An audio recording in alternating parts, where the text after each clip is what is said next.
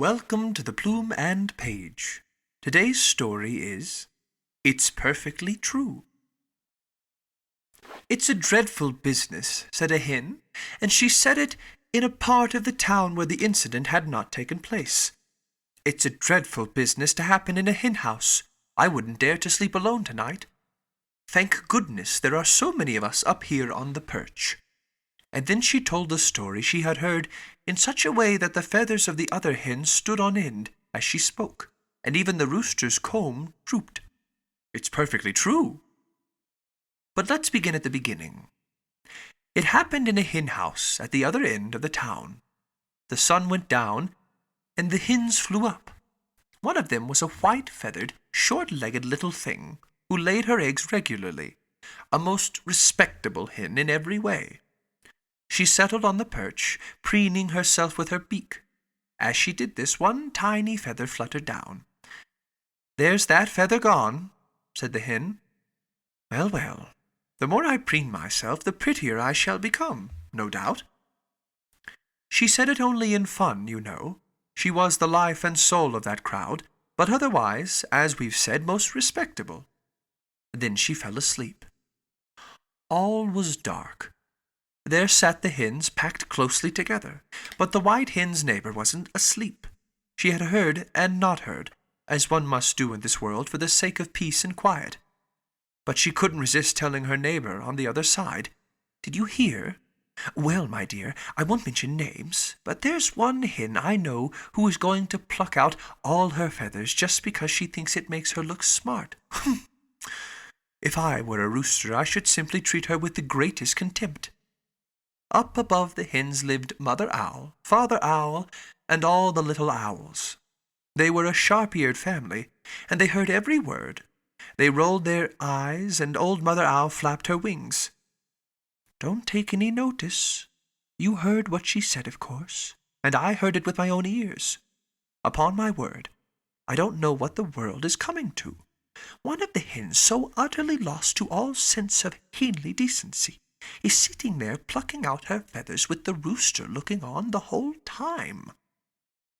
"Little pinchers have big ears," said Father Owl, motioning towards their children. "Be careful what you are saying." "Oh, but I shall have to tell the owl across the road," said Mother Owl. "She is somebody well worth associating with, you know." And off she flew to spread the news. Twit-twoo, twit-twoo, twit-twit-twoo. They hooted together outside the pigeon house over the way. "Have you heard the news? Have you heard the news? There is a hen who has pulled out all her feathers just to please the rooster. She is freezing to death, if she isn't dead already. Twit-twoo, twit-twoo, twit-twoo, twit-twoo." "Where? Where?" asked the pigeons. "In the yard opposite. I saw it, so to speak, with my own eyes. It's not all a nice story to tell, but it's perfectly true." "True, too true, true, too true," cooed the pigeons, and they immediately flew down to tell the story in the chicken run below. There's a hen, in fact some say there are two hens, who have plucked out all their feathers to be different from the rest, and to attract the attention of the rooster.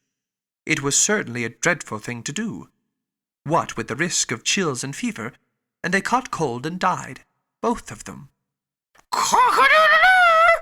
Wake up! Wake up!" crowed the rooster, flying up onto the fence.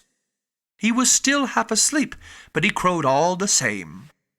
"3 hens have died of a broken heart, all for the sake of the rooster. They've plucked out all their feathers, and now they are dead. It's a dreadful business, it really is. But it's no good trying to keep it quiet. Tell anyone you please." "We'll tell! We'll tell!" squeaked the bats, and the rooster crowed and the hens clucked. Tell, tell, tell, tell. And so the story flew from one hen house to another, until at last it came back to the place where it had really started. 5 hens. That's how it was told. 5 hens have plucked out all their feathers to show which one has lost the most weight for love of the rooster. Then they pecked at one another till they bled, and all 5 dropped down dead.